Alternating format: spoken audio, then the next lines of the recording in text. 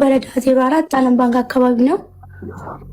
ያው ጥቃቱ የደረሰብኝ በዛ ሰዓት በቤት ውስጥ ነው እና 3 ሆነው መጥተው ነው ጥቃቱን የደረሱብኝ። በሰዓቱ በህግ ተይዞ ነበር። የሆኑ ነገር ሆኗል። ታስረውም ነበረ። ያው በቻልነው አቅም አሳሰረናቸዋል። ህግም ወስደናቸዋል። ህግም ደግሞ የሚሰጠውን ፍርድ ሰጥቶ ነበር በሰዓቱ። ማን ናቸው እነሱ? ምንሽ ናቸው እነሱ ለዳንቺ? ያው ከ3ቱ አንዷ ጓደኛዬ ነበረች። በተደጋጋሚ እንደዛ ስትመታሽ ምን ማለት ምን በምን ምክንያት ነው? ጥላላችሁ? በመሃላችሁ ተጣልታችኋል ወይስ ሌላ የተጣላ ነው ከአንዷ ጋር ነበር። ያው ሌሎቹ ሌሎቹ እንደ አጋዥ ሆኖ መጡ እንጂ የተጣላ ነው ከአንዷ ጋር። እንደዚህ የሚያስመታጠል አይደለም። ያው ጓደኛሞች ይጋጫሉ፣ ተጋጨን በቃ። ያ ድብደባ ለአንድ ለሁለት ጊዜ ለብዙ ጊዜ ነው በተደጋጋሚ ሲመቶሽ ነበር? አንድ ቀን ነው። ኦኬ እሺ። አፋን ኦሮሞቲንሌ ወንድ ኩን የሰጠ ከሚታለ ከመከሰረገ የሚገባብሲው መተከናቲም አይ ጓደኞቿ ናቸው እንዴ? ሄሪያዳ ማና በሩንሳ ተቆጭ በራታኒ ኦኬ ጓደኛሞች ናቸው። በአንድ ትምህርት ቤት ነበር የሚማሩት። እዛ በትንሽ ነገር ተጋጭቶ ከዛ እንደዛ ደበደቧት ማለት ነው። ኦኬ እኔ ማለት ብዙ ሰው በሌላ አንግል ስለተረዳው ነው። ከገጠር በሰራተኝነት ተልካ ከተማ ምሰራ ምናምን አድርጎም የሚያወሩ ብዙ ሰዎች አሉ። ለዛ ነው ግልጽ አድርገን ለሰው እንትን እንዴት ነው እሱ እንደዛ አይደለችም። ከራሷ የራሷ ቤት ላይ አልጋዋ ላይ ተኝታ በመተኛችበት ነው መጥቶ መጀመሪያ የያዟትና የደበደቧት። ጓደኞቿ ናቸው። አንዷ ጓደኛ ናት። የተጣላችሁ ከአንዷ ጋር ነው። ሁለቱ ተደርቦ ነው የመጡት። እንደዛ ነው። ማን ነው የቀረጸሽ? ቀራጯ አንዷ ናት፣ ኤደን። እነሱ ናቸው። ኤደን የምትባለዋ ናት ቀራጯ። ያቺ ስትመታሽ የነበረችው አስቆማ ፍርዱስና ሀኒ ናቸው ሁለቱ። ኦኬ አንቺ ከማን ጋር ነው የተጣላሽው? እኔ ከሀኒ ጋር የተጣላሁት። ኦኬ ምንድነው ግን የጸባችሁ መንስኤ? ያ በቃ በጓደኞችሽ እንዲህ ብለሽ አሉ ዋሉሽ ነው የተጣላ ነው። ኦኬ ከዛ በቃ ተኮራረፍን። ያው ይሄ ሁሉ ነገር የሚያደርስ ነገር አይደለም። እና ቤት ድረስ መጥቶ ማን የበረ የከፈተላቸው? በሩ ይከፈታል። ሲጀመር በሩ ሲሾለክ ይከፈታል። ቆርቆሮ ነው። ማዘር አልነበሩም ቤት? ማንም አልነበረም ቤት። ማዘርም አልነበረችም። እንጀራ ልጋገር የሰው ቤት ሄዳ ነበረ። ጎረቤት ደግሞ ስራ ሄደው ነበር። እኔ ደግሞ ተኝቼ ነበር። አኒ ደግሞ ቤታችን ስለምትመጣ ጓደኛዬ ስለሆነች በር እንዴት እንደሚከፈት እንዴት እንደሚዘጋ ታውቃለች። ኦኬ አሁን የደረሰብሽ ጉዳት ምናምን በአካልሽ ላይ የሚያምሽ ቦታ ምናምን ያ በዛ ሰዓት ደብቂያት ስለነበር በዛ ወዲያውኑ አልሄድንም ሐኪም ቤት። እሺ ኦኬ አልተናገርሽም? ቤት አልተናገርኩም። እናቴ ከሰማች ደም ግፊት ስላለባት አጣታለሁ ብዬ አልነገርኳት። ኦኬ እና በወሩ እሷ ቪዲዮ ለቆት ስታየው ነው በወሩ ነው ሄጄ ያስመረመረችው። ያው በዛ ሰዓት ደህና ነሽ ተብያለሁ።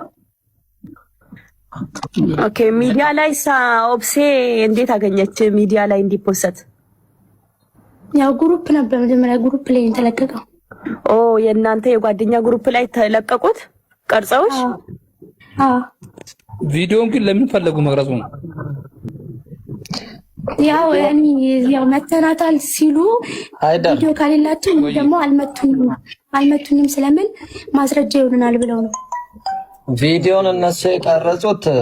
በይዘ ጆሌን ለዳ ኢማኒ ልጆቹም ህፃን ናቸው ማለት ተቀራራቢ እድሜ ላይ ናቸው ከኦፕሲቱ ጋር ማለት ነው።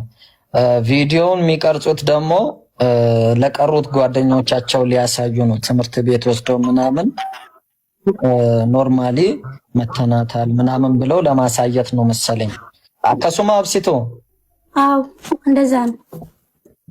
ኦኬ እዚህ ለምትገኙ 12400 ሰዎች እዚህ ጋር ያላችሁት ሁላችሁም እስኪ አንዴ ሼር አድርጉ በእጃችሁ 12000 ሰው አላችሁ ሌላ 12000 ሰው ታመጣላችሁ እስኪ ሼር አድርጉና አካውንት ተቃጥሉን አካውንቷን ጻፉ ምናምን እያላችሁ ነው እያየን ነው እነግራችኋለን የደረሰባትን ሁሉም ሰው ይስማ ድጋሚ አሁንም እየጠየቅን ልጅቷ ሲጀመር ከአካል ይልቅ ስለ ልቦና ነው የተጎዳው ሞራላ ነው የተነካው ለምን ተማሪ ናት ገና ታዳጊ ናት ቪዲዮዋ በየሚዲያውና በየፌስቡኩ በየቲክታኩ ተሰራጭቷል ጓደኞቿ ያዩ ነው ቀና ብላ መሄድ አቅቷታል ልጅቷ ማለት ነው እንደምታያት ያው እንትን ዝም ብላ ነው እንትን የምትለው አቀርቅራ የምትቀመጠው ስለዚህ ሁሉም ሰው መስማት አለበት አዎ ቶሎ በሉ ሼር አድርጉ አካውንት ባንድ ላይ እነግራቸዋለን የተፈጠረውን ነገርም አሁንም ከምናደክማት አንዴ ተናግራ ከዛ በኋላ አካውንት እንጠይቃለን መሀል ብትናገር ቆንጆ ነው አካውንቷን ነሞትን ያመላላራኒ ሜቢ ይቀባቹ ደንዳን በሁዳኒ ኦኬ ንገሪንና እዚህ ዘን ጽፌ ባክግራውንድ አስቀምጣለሁ አካውንት እስያ 1000 ቆይ ሌሎች ደግሞ ድርጅቶች ባለሀብቶች ምናልባት በልዩ መንገድ ማገዝ የምትፈልጉ ካላችሁ እየጠበቅናችሁ ነው የስራ እድልም ይሁን የተለያየ ትምህርት እድልም ይሁን ትላልቅ ድርጅቶች ባለሀብቶች ነጋዴዎች ካላችሁ ማምጣት ትችላላችሁ እናስገባችሁ ወይ እስቲ አንድ አካውንቱን ንገር አሁን ገንዘብ እንዳትልኩ ብትሉት ለምንድን ነው 1000 37 33 99 039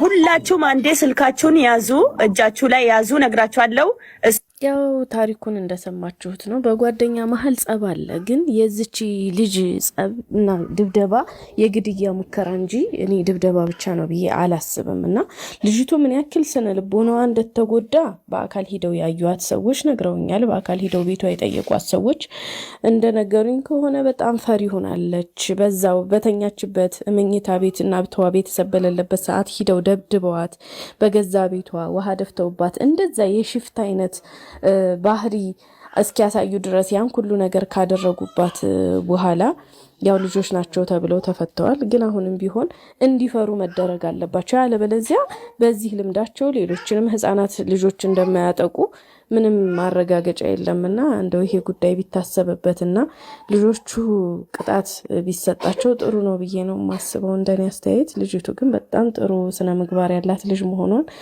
በዚህ ቪዲዮ ብቻ አስመስክራለችና ብቻ ግን አላቅም እንደተናንተናው ከፍቶኝ እንደተናንተናው አልቅሼ አላውቅም